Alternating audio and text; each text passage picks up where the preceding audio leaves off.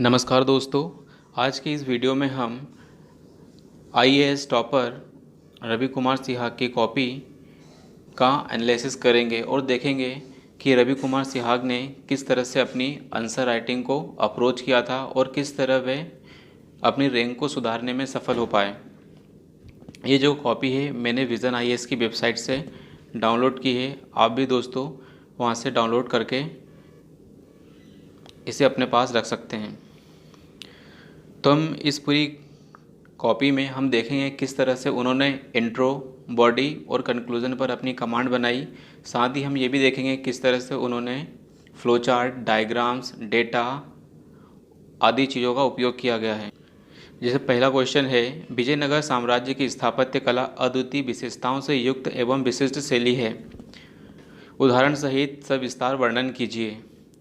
तो दोस्तों हम इंट्रो पढ़ते हैं कि हरिहर एवं बुक्का द्वारा स्थापित 1336 से 1565 में विजयनगर एम्पायर या विजयनगर साम्राज्य न केवल अपने क्षेत्रगत विस्तार के कारण प्रसिद्ध था, अपितु विद्या व्यसनी व कला प्रेमी शासकों द्वारा पोषित कलाओं की दृष्टि से भी इसने भारतीय वास्तुकला में नए आयाम जोड़े थे।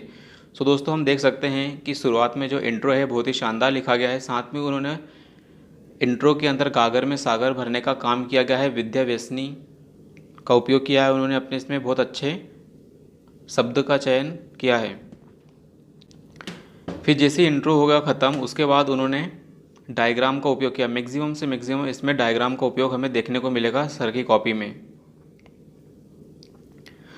उन्होंने डायग्राम का उपयोग किया है। वास्तुकला में उन्होंने बताया है कि किस तरह से दुर्ग थे, प्रकोष्ठ थे, महल हैं, मंदिर हैं, 7 शहर की 4 दीवारी से घिरा था।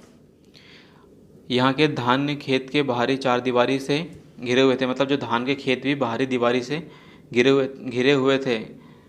इसके अंदर बहुत ही शानदार फ्लो चार्ट का उपयोग किया गया है। उन्होंने दर्शाने का प्रयास किया है कि किस तरह से मंदिर, खेत, मुख्य महल, ये सब क्या है, ऊंचे प्रवेश द्वार, डायग्राम का उपयोग हमें देखने को मिलता है। और इस तरह के डायग्राम दोस्तों हमारी आंसर राइटिंग में 4 चांद लगाने का काम करते हैं।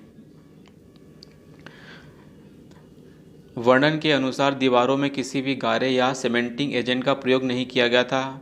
महल की कुछ विशेषताएं बताई है इस डायग्राम में कि महल जो है विशाल भवन थे, खजानों से भरे हुए थे, राजा रानी की मूर्तियां थी,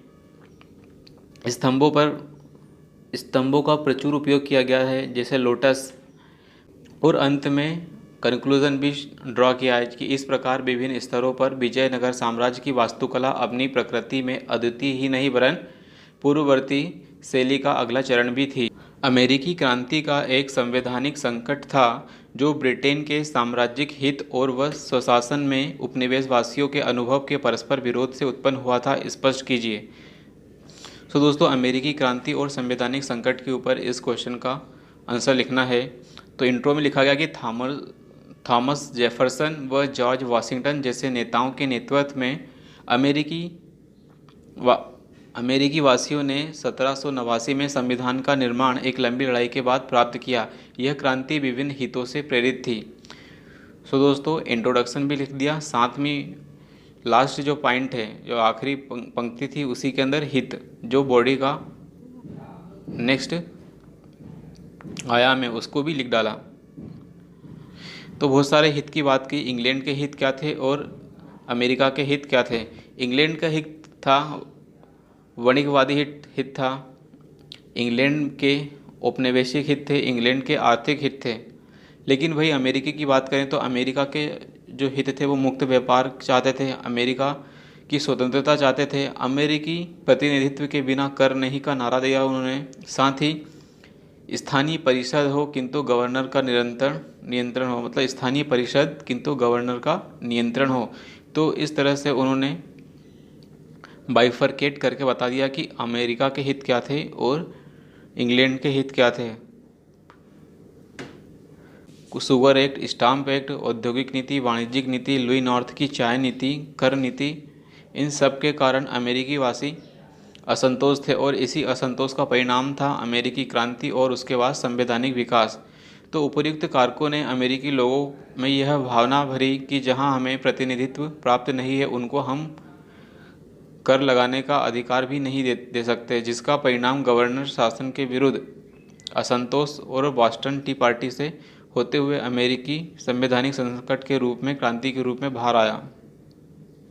सो दोस्तों, इस क्वेश्चन का आंसर लिखते समय, इस क्वेश्चन का जो आंसर लिखा है उसमें हमने देखा कि सर ने किस तरह से एक बहुत शानदार इंट्रो लिखा, साथ ही कनेक्टिंग हितों, जो लास्ट में जो हित वाली पैराग्राफ लिखकर लास्ट की जो लाइन हित वाली है उसको उन्होंने मेन बॉडी से जोड़ दिया।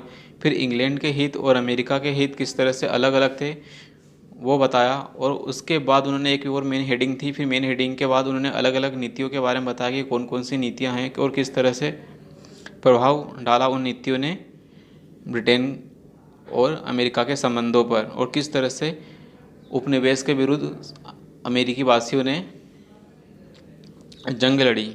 पश्चिमी विक्षोभ की घटना को समझाते हुए पश्चिमी विक्षोभ की घटना को समझाते हुए भारतीय मौसम प्रणाली पर इसके प्रभाव की विवेचना कीजिए।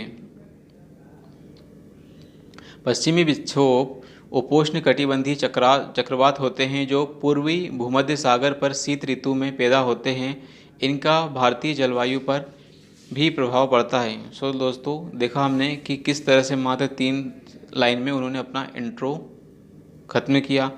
साथ ही उन्होंने एक बहुत शानदार डायग्राम बनाया कि किस तरह से पश्चिमी विक्षोभ या चक्रवात का निर्माण होता है, और फिर ये चक्रवात किस तरह से भारत की ओर आता है, और जब ये भारत की ओर आता है तो किस तरह भारत की जलवायु को प्रभावित करता है। उसका एक शानदार डायग्राम हमें देखने को मिल रहा है यहाँ पर।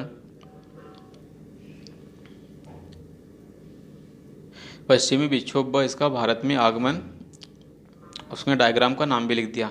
इस प्रकार पश्चिमी जेट प्रवाह के द्वारा भारत में आते हैं और रास्ते में कैस्पियन सागर, काला सागर आदि और इससे और अधिक आर्द्रता प्राप्त कर लेते हैं। मतलब जब ये भारत की ओर आ रहे हैं चक्रवात, तो ये आर्द्रता ग्रहण करते हुए आ रहे हैं।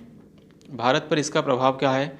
इसका पहला प्रभाव है कि शीतकालीन वर्षा हो रही है। ये जाड़ों की वर्षा में प्रमुख योगदान देते हैं। जैसे राजस्थान में मावठ, चने की फसल में लाभ, अन्य क्षेत्रों में जैसे गेहूं, सरसों आदि की फसलों को लाभ मिलता है। दिल्ली का प्रदूषण भी कम होता। अब दिल्ली का प्रदूषण कैसे कम होता है? जब ये बारिश होती है तो ऊपर जो धूल कण और गैसेस हैं वो सीधे बारिश की बूंदों के साथ नीचे ज़मीन पर आ जाते हैं। शुष्क शीत ऋतु में वर्षा द्वारा जल संकट को भी दूर किया जाता है। तो ये वेस्टर्लीज है या फिर जो चक्रवात आ रहे हैं भारत में पश्चिम से भारत की ओर, तो ये भारत में जब शीतकालीन वर्षा करते हैं तो जल संकट को भी दूर करते हैं। हिमालयी बर्फबारी, इनका हिमालयी बर्फबारी में भी योगदान है। जैसे ग्लेशियर पर बर्फ़ जमाव, ग्लेशियर में वृद्धि होती है, शीत ऋतु में बहाव में वृद्धि होती है। सो इसका प्रभाव हिमालयी बर्फबारी में भी हमें देखने को मिलता है। जाड़ों में रात्रि के तापमान में वृद्धि, पाले आदि का प्रभाव कम होता है, इससे फसल की हानि कम होती है।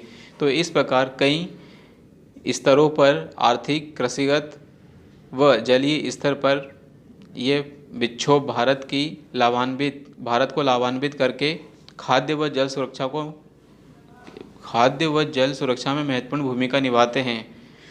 सो दोस्तों, इस क्वेश्चन का आंसर लिखते समय हमने देखा कि सर ने एक इंट्रो लिखा जो कि बहुत शॉर्ट एंड क्रिस्प था, साथ ही डायग्राम को उपयोग किया, साथ ही मेन हेडिंग के बाद सब हेडिंग के बाद उनको भी डायग्राम्स और फ्लो चार्ट में किया। फिर बहुत सारे पॉइंट बनाए और पॉइंट बनाकर लिखने के बाद एक शानदार कंक्लूज़न भी ड्रॉ किया।